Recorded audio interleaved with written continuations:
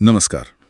आज 23 जून 2025 है और आज हम मध्य पूर्व में जो तेजी से हालात बदल रहे हैं उन पर एक गहराई से बात करने वाले हैं। जी। हमारे पास कुछ ऐसे स्रोत हैं जो बता रहे हैं कि इसराइल और ईरान के बीच सीधी सैन्य कार्रवाई हुई है। हाँ, सीधी कार्रवाई। और इसमें शायद सबसे चौंकाने वाली बात अमेरिका का एक बड़ा और कुछ हद तक अप्रत्याशित दखल भी शामिल है। बिल्कुल।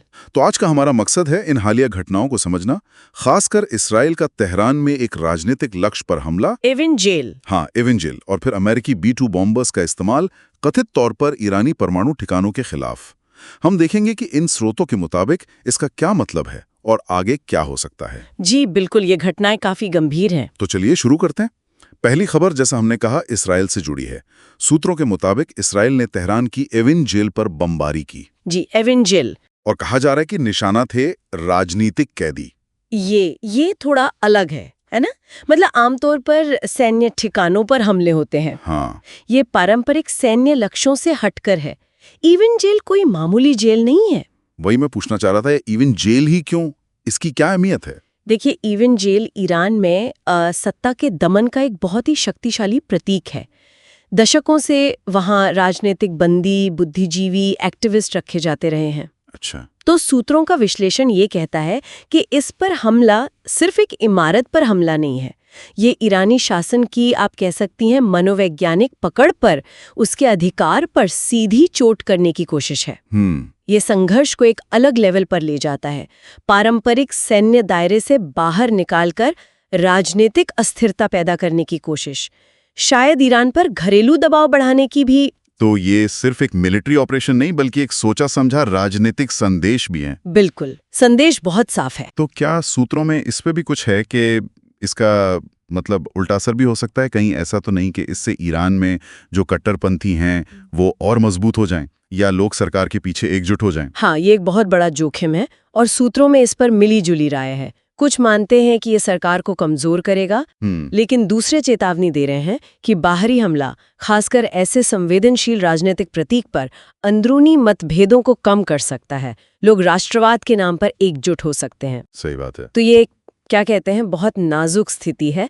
इसके अनपेक्षित परिणाम हो सकते हैं। और बात यहीं खत्म नहीं हुई। इसके लगभग फौरन बाद ही एक और बड़ी खबर आई, अमेरिका का सीधा दखल। जी, ये शायद और भी बड़ी खबर है। हाँ, यहाँ मामला वाकई गंभीर हो जाता है। सूत्रों में एक ऑपरेशन मिडनाइट हैमर का जिक्र है। मिडनाइट हैमर, जिसके तहत अमेरिकी B-2 स्टिल्थ बॉम्बर्स, इन्होंने ईरान के परमाणु ठिकानों पर हमला किया। फोर्डो, नतांस, इस्फहान, इन जगहों का नाम आ रहा है। B-2 बॉम्बर्स, ये तो बहुत बड़ा कदम लगता है। हाँ, B-2 बॉम्बर्स का इस्तेमाल, ये अपने आप में एक बहुत बड़ा संकेत है। कैसे? मतलब क्या खास है इनमें? देखिए, B-2 विमान जो हैं वो स्टिल्थ हैं, मतलब रडार की पकड़ में आसानी से नहीं आते। अच्छा। और ये लंबी दूरी तक जाकर भारी बम गिरा सकते हैं, खासकर बंकर बस्टर बम, जो जमीन के अंदर बने मजबूत ठिकानों को तबाह कर सकते हैं। ओह, अच्छा, बंकर बस्टर। जी। तो सूत्रों के मुताबिक इनका इस्तेमाल ये दिखाता है कि अमेरिका का इरादा सिर्फ कोई दिखावती कार्रवाई करना नहीं था, वो ईरान के परमाणु कार्यक्रम को सचमुच, मतलब गंभीर नुकसान पहुंचाना चाहते थे, खासकर उन हिस्सों को जो अंडरग्राउंड है। बिल्कुल, जो शायद सबसे सुरक्षित माने जाते थे। तो ये अमेरिका की जो अब तक की पॉलिसी रही है ईरान को लेकर, उसमें एक बड़े बदलाव का संकेत हो सकता है। मतलब सालों से जो वो दबाव बनाने की नीति अपना रहे थे, हाँ, उससे हटकर अब सीधी सैन्य कार्रवाई की तरफ। लेकिन अमेरिका ने इतना बड़ा जोखिम लिया क्यों?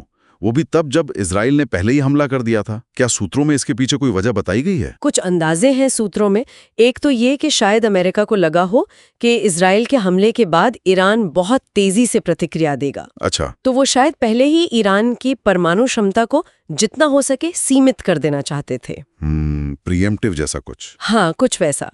दूसरा ये भी हो सकता है कि ये ईरान और उसके जो प्रॉक्सी गुट हैं, जैसे हिजबुल्लाह है, हुती हैं, जी, उनको एक बहुत सख्त संदेश देना हो कि अमेरिका इस क्षेत्र में अपने हितों की रक्षा के लिए किसी भी हद तक जा सकता है।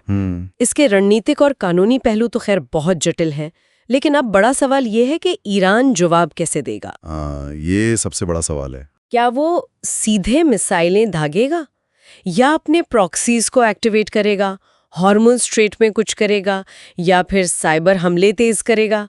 ईरान के अंदर भी इस पर यकीनन बहस चल रही होगी कि जवाब क्या हो, कैसे हो, कब हो। और इन सब घटनाओं का असर तो फौरन दुनिया भर में दिखने भी लगा है। यूएई की एयरलाइंस ने उड़ानें बदल दी, जी हाँ, तेल की कीमतें वो उछल रही हैं, और खबरें हैं कि नेटो में भी आपात बैठकें चल रही हैं। बिल्कुल, ये तो तत्काल प्रभाव है। तेल बाजार में अनिश्चितता बढ़ गई है, जिसका असर पूरी वैश्विक अर्थव्यवस्था पर पड़ सकता है। और सप्लाई चेन वो तो पहले से ही। हाँ, वो और बाधित हो सकती हैं।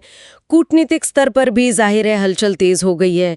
यूरोपियन यूनियन, चीन, रूस, ये बड़ी शक्तियां क्या रुख अपनाती हैं, ये देखना होगा। संयुक्त राष्ट्र पर भी दबाव होगा। बिल्कुल, तनाव कम करने का दबाव बढ़ेगा।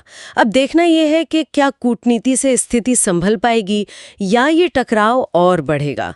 फिलहाल तो स्थिति बहुत ही नाजुक लग रही है। तो आज की इस बातचीत में हमने देखा कि कैसे इजराइल का एविन जेल जैसे एक राजनीतिक लक्ष्य पर हमला और उसके फौरन बाद अमेरिका का B-2 बॉम्बर्स से ईरान के परमाणु ठिकानों पर वार, इसने मध्य पूर्व के संकट को एक बिल्कुल नए, अप्रत्याशित और कहना होगा कि बेहद खतरनाक मोड़ पर ला खड़ा किया है जी। और इसके झटके सिर्फ इसी क्षेत्र तक सीमित नहीं हैं, बल्कि पूरी दुनिया में महसूस किए जा रहे हैं। बिल्कुल। और अंत में एक सोचने वाली बात ये भी है कि इन तात्कालिक सैन्य कार्रवाइयों और उनके परिणामों से आगे बढ़ के अगर हम देखें तो क्या ये घटनाएं मध्य पूर्व में जो शक्ति संतुलन है, जो पावर बैलेंस है, उसे स्थायी रूप से बदल देंगी?